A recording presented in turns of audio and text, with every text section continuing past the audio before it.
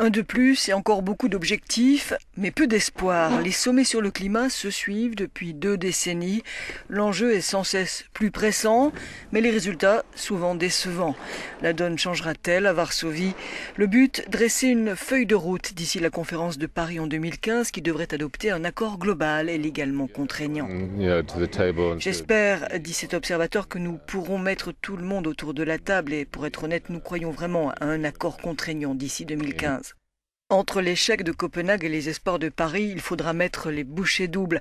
Par rapport à l'ère pré-industrielle, la planète a pris 0,8 degrés. Si rien n'est fait en 2100, la température sur Terre aura augmenté de 5 degrés. L'objectif serait de contenir cette hausse à 2 degrés. Pour y parvenir, les émissions de gaz à effet de serre devront plafonner à 44 gigatonnes en 2020 et être réduites de moitié d'ici 2050. Or, les 192 pays réunis à Varsovie sous l'égide de l'ONU ont du travail en perspective. Malgré toutes les promesses faites, les émissions de gaz à effet de serre ne cessent de croître. Et le charbon, combustible fossile le plus polluant, devrait devenir d'ici 2020 la première source d'énergie de l'économie mondiale, principalement au service des grands pays émergents, à commencer par la Chine.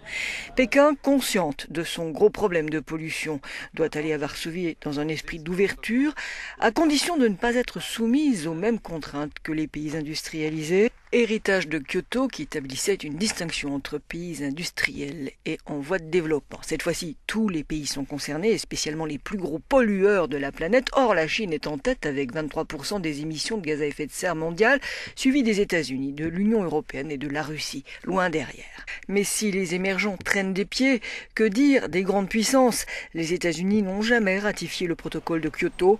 Les objectifs qu'ils se fixent sont encore très inférieurs aux autres pays occidentaux pour la réduction des gaz à effet de serre, 5 fois moins que l'Europe, par exemple. Et c'est eux qui freinent aussi le plus sur un autre grand objectif des négociations, les aides financières aux pays du Sud pour faire face au changement climatique.